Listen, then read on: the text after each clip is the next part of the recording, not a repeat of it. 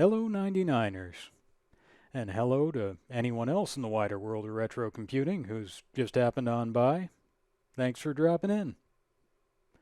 I've been looking forward to making this video for a while, namely a video where I do a deep dive into the most complete TI-99 RPG of the 1980s, it seems to me.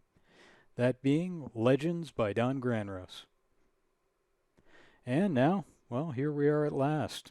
A sword in our hand and the world of Edenland spreading out before us.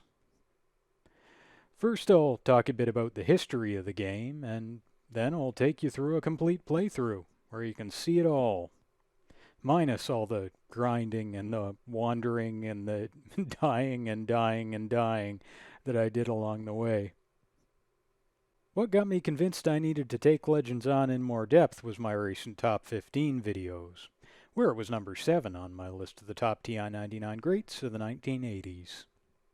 There was only so much I could show of an RPG like this one in that 6 or 7 minutes I gave it there. But now I get the chance to show you a whole lot more of what Legends is, and give its gameplay and world a better look. First though, let's talk about where it came from. And that's from Don Granros and Ed Johnson, who collaborated on the project ultimately. Before Legends, Don Granros made a name for himself in the TI community with his Old Dark Caves game series. Old Dark Caves being a sort of semi-turn-based action RPG.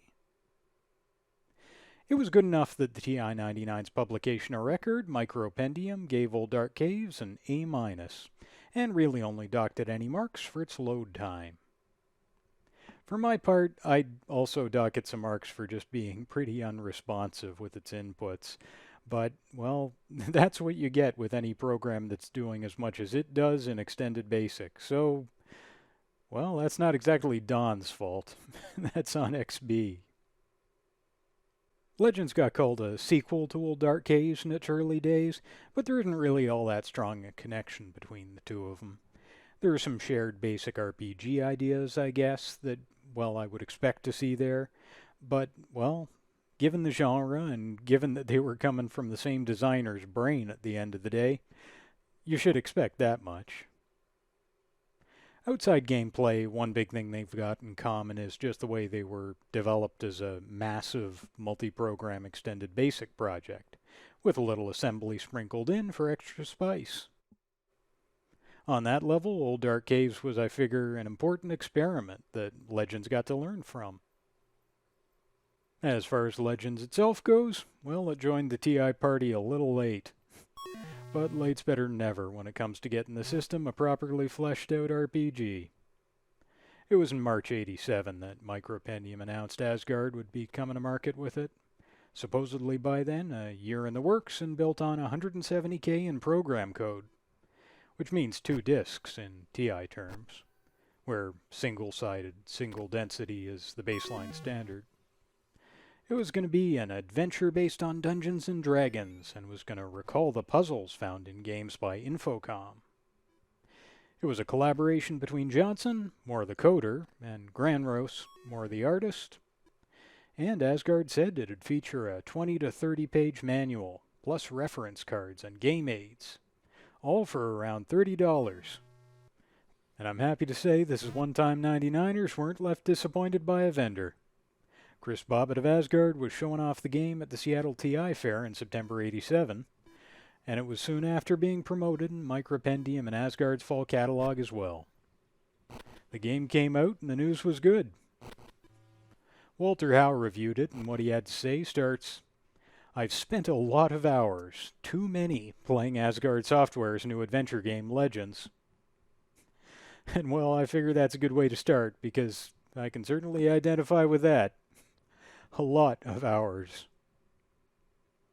Anyway, Hal liked it, and he told readers, "You spend your time monster bashing, collecting gold, solving puzzles, gathering intelligence, and building up the strength and ability of the party through combat experience and gathering better weapons. If all that sounds like Dungeons & Dragons, that's exactly what it is." And, well, presumably that's what a lot of folks were looking for. Most of the reviews that rolled in over the next couple years in the user group scene are just as positive. Like one letter writer who said, I read a recent TND about the adventure game called Legends and how it's a good buy. I don't know how many people actually have the game, but I bought it and can thoroughly recommend it. You have to be patient at first, as it takes quite some time to build your character up to a stage where they're strong enough to venture around the whole island. But once you get up to that stage, you find more and more that's new. Which is definitely accurate to my experience. Another review asks, "Are you a Tunnels of Doom fan? If so, you'll love Legends." Actually, even if you don't enjoy TOD, you'll probably like Legends, because although it's a similar type of game, it's in another class. It's much more challenging, interesting, and sophisticated, and it'll require more thought and planning. Or yet another writer really captured the RPG experience as well as you ever could by saying, "Before I do anything worthwhile, I decide to play Legends for just a few minutes to unwind. It doesn't work. I don't work. I don't care. Legends is more fun." So there's the good word on Legends. It's an RPG where you fight battles to gain levels, to explore dungeons, and find quest items to defeat the evil Ashtar Creel. And all that's laid out really nicely in its manual materials. Asgard was right to brag about those from the get-go. Definitely a feature of the game. There are 4 classes in your party, a fighter, a ranger, a wizard, and a cleric, and each of those has got their own strengths and their own spell progression tracks, excepting the fighter, who can't cast spells. There's a lot of grinding to start out in Legends, just like that review earlier on said, but, well, roll up some strong characters and gain them some levels and you'll toughen up. And then eventually you can explore a few dungeons to find better weapons and armor, and, well, you'll be in pretty good shape to survive the game world long enough to find the clues and the quest items you need to face down the evils that beset Edenland. We've learned in recent years that the main inspiration for Legends is the 1985 SSI RPG Fantasy. And a lot about the game that's weird is, as it turns out, weird exactly the way it is because fantasy's weird that way. But as someone who'd never heard of fantasy until someone said Legends took a lot from it, I can't say that hurts the game for me. It is what it is, and what it is pretty interesting. In a TI-99 world that already has Tunnels of Doom, what I'm really looking for from Legends isn't unique mechanics, it's an RPG world worth exploring that actually has something to say for itself. And that's the real payoff with Legends. On top of an interesting design, it's got a solid amount of world lore packed into those 90k discs. There can only be so much text in a game with those limits, of course, but what Legends has, it uses well. One way it does that is with the full-screen descriptive interactions that are around the game world here and there. And another is with the short descriptive text that tells you what you're seeing around you as you travel anywhere in the dungeons. That does a lot to make any given dungeon section seem like more than just another maze of identical hallways. And that's the Legends that came out in '87. It's a lovely game, great title screen, one of the prettiest on the system, I'd say. Great tile set as well for the island that makes it look like a world that you'd like to explore. Exciting enemies in all sorts of different types. Interesting lore that you'll get rewarded with when you do go out exploring. But I call this the Legends that came out in '87 because, well, that's exactly what it is, and what we ended up with isn't exactly this. 1987 got us Legends 1.0, but Legends got a whole lot better in '88. In March '88, Asgard announced Legends 1.1. and the pile of fixes and additions to the game that came with it. For one thing, the game's tile set gets a big, beautiful revamp, and so the world just looks that much better and feels a bit more real. But for another, now you can save the game anywhere in the overworld, which is a huge quality of life feature, obviously. Now, instead of always attacking once per round, like in 1.0, attacks per round vary by character and level, which is nice for more than one reason. Because first of all, that makes for faster and more satisfying action in battle. There's just more going on. But second, it gives your character one more way to improve, since now you get new attacks as you level up. And being able to attack more often just works well as a tangible kind of character progression players can see. So I think that really improves the game. But maybe more importantly even, in Legends 1.1, the different terrain types actually come with different risks. So wander into the forest and you might get eaten by, well, forest stuff. In 1.1, terrain tiles aren't just there for aesthetics. They're part of the game's strategy and the world's mechanics. Which is definitely something that makes you go, wait, why wasn't that the case already?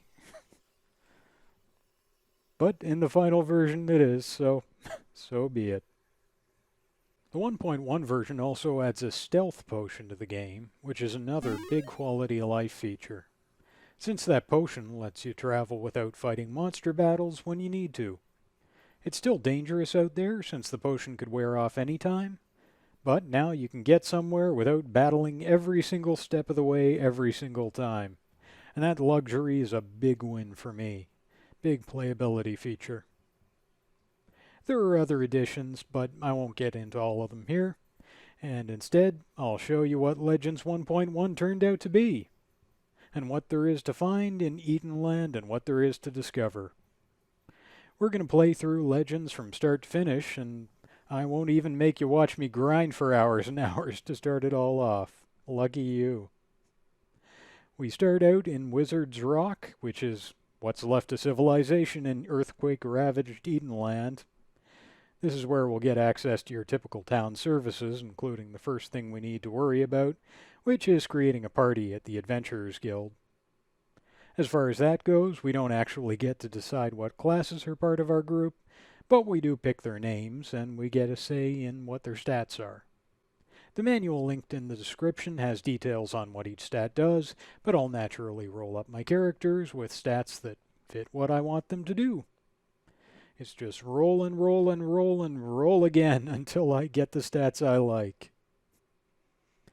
And with my party of Brunt the Fighter, Flit the Ranger, Blasto the Wizard, and Paulus the Cleric rolled up, there's just one more thing we need to do before we leave Wizard's Rock. I want to visit the pub and listen to a few rumors. There, everyone relaxes and has a good time, but we overhear a few things. I heard the ruins hold many treasures and traps for the unwary. Which they certainly do. Without better weapons, these rookies won't last one battle in the forest. And the forest can be dangerous, yes indeed. Stealth potions don't seem to work in the dungeons. Which is worth noting for sure, only work in the overworld. The undead might be holding the Azure Amulet in the old graveyard. Then maybe we'd better get it, when we have the chance anyway. Anyway, that's some useful information that we'll have to remember on our quest. But it's time to stop drinking and get fighting, so let's leave Wizard's Rock and start the grind. But before we leave, we're asked an odd question. What difficulty level do we want? In Legends 1.1, this decides how dangerous the overworld's going to be, but it also determines how big our XP and gold rewards are. So it's tempting to go a little crazy and hope for a big, long-shot kill. For now, though, we'll start at level 1 since we are really, really weak. And we're almost immediately attacked. That's Legends for you. Though in Legends 1.1, unless we're ambushed, we've always got the chance to run first at least. However, in this case, I don't want to run. I want to fight, because we need to grind. And a small party of thugs is good news since, well, they carry plenty of gold, where most wild animals, for example, don't. You can see attacks are all animated, which is nice, and also nice is the little window on the game world that reminds you where you are in it right now. At the start of every round, I can greet, threaten, or surrender to the monsters if I want to try for a social victory of one kind or another. But right now, I'm just going to look to fight. If I attack, I've got an option to hit, which is a regular attack, lunge, which is a reckless and more damaging attack, parry, which is a defensive stance, of course, and cast, which accesses the spell list for the character, or in the fighter's case, instead lets you size up the enemy. So that's the battle system, but we're going to grind for a bit now. Usually you'll want to get up to level 4 or 5 at least before you set out into the world. But it can make sense to grind higher than that, so, well, let's rejoin the party at level 7. Quite a few hours of grinding on. And what we're going to do now is head to North Central Edenland. There are some ruins there that aren't too far from Wizard's Rock, so makes for a good first expedition. And after being jumped by enemies a couple times just as we set out from Wizard's Rock, we're going to take a stealth potion to make our trip there a bit easier. Always a good idea. And outside those ruins, here's something interesting from Legends 1.0 I'm going to show you that isn't in Legends 1.1. An icon there reading, "The Desolate Ruins." After the Great Earthquake, many structures that existed above ground fell into great caverns which are common on this world. Buildings which survived the fall gradually became the adopted homes of people seeking escape from the dark nights. In other areas, some of the ruins were taken over by monsters and the undead. The ruins must be approached with caution, as people in the ruins are not very fond of strangers. The careless will soon fall prey to traps or monsters or worse. So a big and pretty useful lore dump there. Not sure why that was dropped from Legends 1.1. Maybe to make space for new features, since the manual already explains that, really. But who knows? Anyway, let's head to the ruins and see what's there. Because there are a few useful things we'll find there. For one thing, we'll find a skeleton that has the numbers 93, 96, 98, 99, and 102 scrawled on a wall next to it. Those are codes to the teleporters dotted around the island. They're really useful in Legends 1.0 since they're your best way of getting home to Wizard's Rock after a long journey. But in Legends 1.1, since you can save from anywhere and end up back at Wizard's Rock as a consequence, you don't really need them. So on the one hand, adding saves made the teleporters kind of pointless, but on the other hand, I think the quality of life payoff from being able to save anywhere was, well, worth any cost. Another thing we find down here is Sadie's Diner, an example of that underground civilization the icon told us about in Legends 1.0. Sadie serves us some questionable food and gives us a hint. Seek out the white dwarf who was last seen in the west. Which is some pretty weird advice, but, well, we'll see later, it might just have to do with the key quest objective. Most interaction text in the game does point you somewhere meaningful as far as quests go, so it's worth taking this sort of thing seriously. The last thing we'll do down here is get some equipment upgrades, which is the main thing you'll usually be doing in any treasure dungeon. This isn't a high-level treasure dungeon, so we won't find the best of the best, but we can usually get some good not great armor and weapon upgrades along the way. Then, having done that and spent a few hours clearing the dungeon of all that befouls it, it's onward and upward. And, well, there was a white dwarf last seen in the west we need to worry about apparently, so let's do the logical thing and head west. The westernmost dungeon on the main island is Dump Moat West, so, well, let's see what's in there. Has West in the name. And what we find there is, well, a luxury apartment complex that's now inhabited by monsters and dark nights. Rumors persist that monsters have hidden large amounts of gold here. And that is what we'll find. No residents and no quest items, but caches of gold and monsters. So after some exploring there, it's on to the next dungeon over on the other side of the mountains. And this dungeon has a lot more that's relevant to our interest right now. First of all, we find a beautiful woman locked in a cell. Beautiful women, always relevant to our party's interests. Naturally, we try to free her, since we're the good guys, but unfortunately, treasure dungeons like this are absolutely full of traps, and this is one of them. The illusion of the woman disappears and an explosion goes off. Oof. The next thing we run into is a blind monk with a brown dog who asks us if we can spare 55 gold to help out homeless animals. Naturally, at this point, we're compelled to side-eye him a bit and try to decide whether he is literally a bomb or not. But that aside, we're the good guys here, so, well, we can spare it. He accepts the 55 gold and says, "Thank you, my friends. Many care not for our animal friends. Perhaps I can now assist you. Remember the sacred number is 229. So that's definitely something we'll remember for a little later on. And after a lot of additional work clearing the dungeon, we get to a small temple with a vault room attached to it. There's a scroll on the floor reading, "That ogre," which, well, who knows what that's about. But there's also a vault with the message, "Only death will greet those who seek entry without the sacred number." Well, handy that monk was there and just happened to give us such a thing. Hope it's the same sacred number. And it is, and we get access to the vault. Inside there, on a table, sits a gold key, so we'll take that. Thank you very much. But we're not going to use it here. We're going to head back to Wizard's Rock. One, because we haven't been home in forever, but also because that's where we're going to use this key. Having cleared the dungeon and gotten the gold key from the temple, we make our way out of the dungeon.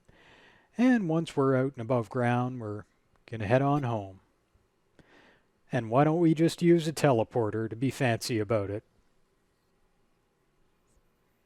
Back in Wizard's Rock, we can use that gold key we found to open the temple. And in the temple at Wizard's Rock, everyone feels a change. All members are renewed, and the dead are no longer. A high cleric says, "Go now, my friends. There is much to be done and little time." What this really means is that we can now bring back fallen party members. And that ends up being very handy, naturally, since until now, dead characters were just dead forever. Now, head to home base, and they rise once again. Alright, out go the heroes of Wizard's Rock once again into the world. And this time we're going to get ourselves properly set up for the endgame. Because we're going to the Legends Armory. That's in the south of Edenland, so, well, we'll head on down there. And, as we often do, we'll find nearby something that'll tell us a little more about this region of the world. That being Dirge Overlook. From this vantage point, you can see the peaks of the Clogpath Mountains. To the south lies the frigid ocean. Years past, one could hear the cries of the great blue zoons as they flew to their nesting area high in the mountains. Before the great earthquake, this area was also the home to the Legends Knights. Their outpost was destroyed, and no one knows what became of it. Well, I think this is a mystery we can solve. And not far inside the dungeon entrance, we can find an old warrior who's sound asleep. So, maybe he can help. Maybe he can tell us. Or we could murder him. Yes, you can actually do that, but let's try something else instead. At least as a second option. The warrior awakens and sees your party. With a practiced eye, he says, "You require the best equipment in order to complete your assignment. Below the basement in the caverns is the armory of the Legends Knights. At the living door say the password Invicta." And the old warrior is asleep again. Dude's a legendary napper, I guess. I respect that. So we got ourselves a password, and after a lot more clearing the dungeon deeper down, we see a small shape in the darkness. Heavy chains bind it to the wall. It turns and says, "Please free me." And because we're not the pointlessly murdering sleeping warriors kind of people right now, we're going to free him. And it's the white dwarf Sadie mentioned, who grins and says, "My thanks to you all. The dark nights imprisoned me and left me to rot. I must go now, but remember the secret magical words. Orm Sot." So, one more password we'll keep in mind. But right now it's time to finish exploring the armory and getting some top-tier equipment. And eventually we do get to the armory of the Legends Knights themselves, where we're told battles raged for years between the Legends Knights and the evil Lich Creel and his forces, the Dark Knight's undead monsters. Finally, even the valiant knights knew that defeat was inevitable. Ancient and powerful weapons were hidden in this fortress, so that the evil ones would not find them and cause even further mayhem. You that venture here must survive many traps. Use what you find well and take care. Well, that's a plan, right? Let's go get some of those weapons. Lots of disarming traps because, well, that's what we do in a treasure dungeon, and this is the biggest and baddest of them. But we get some really great weapons and armor out of it. So, with our party properly outfitted for the endgame now, it's time to leave the ruins and head on back to Wizard's Rock once again. Because next, we're going to the graveyard. The graveyard's actually the closest dungeon to Wizard's Rock geographically, but it's on the other side of this inlet, so it's a long walk. This is a monster dungeon, and inside the news is not good. Winds howl and scream through the tombstones and crypts that dominate the landscape of this graveyard. Below the sounds of the wind you hear other sounds, sounds that perhaps no sane person would care to dwell on too long. Towards the east, massive crypts tower into the gloom. They are of elaborate and rather ornate design, tribute to the former wealth and power of the deceased. Several crypts were featured in a book titled Lifestyles of the Dead and Buried. The bigger bad news here is that the enemies here can cast a spell called Level Loss, which does exactly what you'd think. D-levels player characters, irreversibly. So we'll try not very successfully to avoid that. In my full playthrough, I had to leave to grind to regain levels in this dungeon. What I'm really clearing this monster dungeon for is the Azure Amulet. Hidden inside these crypts featuring the initials of Don Granrus and Ed Johnson, as you can see. I've found the Azure Amulet and the quest is complete, which means I can get out of this godforsaken monster factory and head back to Wizard's Rock. And it's finally time to confront the big bad, Creel. He's on an island in the southwest of Edenland, so we'll head there. And looking west over the sandbar is the isle on which the ruins of Creel Mansion lie. This was the former home of the mage Ashtar Creel. It was rumored that he wielded great power, but he became a virtual recluse, so the truth of this story is not known. Surely by now he has joined his ancestors in death. To get to the island, we'll have to walk across the channel where the waters are lowest. And we can head inside where we'll find a gloomy mansion.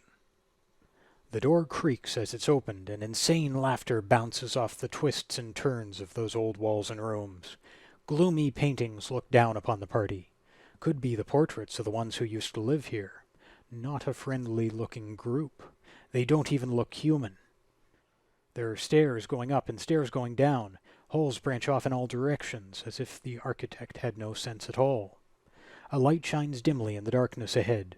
In your heart, you know that something vile dwells here. Which it definitely does. And we're gonna kill it. Fighting through Creel's mansion takes a few hours, but We've just about cleared the second level of this maze, and we'll find what we're looking for, the magic book of spells Creel stole.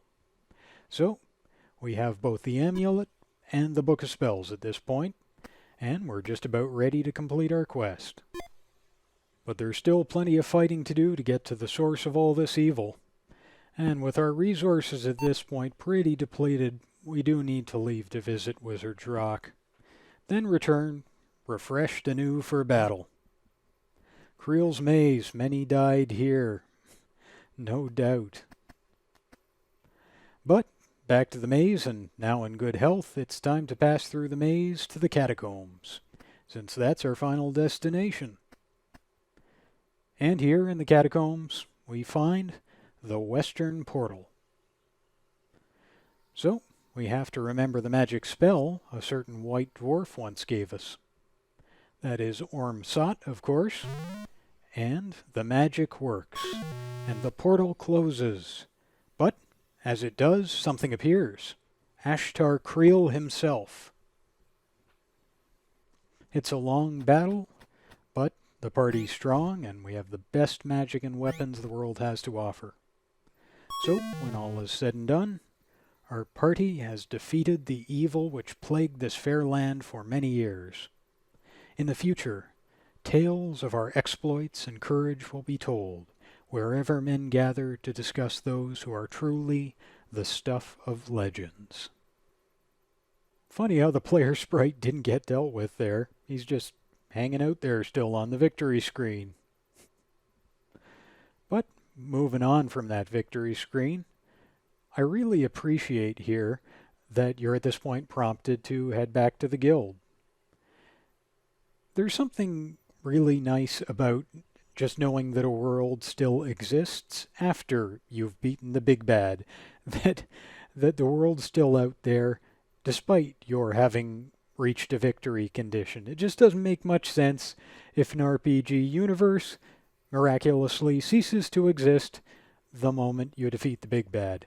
So I like one where you can continue to wander or explore, especially given that in Legends you could have entirely skipped a couple dungeons and you might still want to explore them.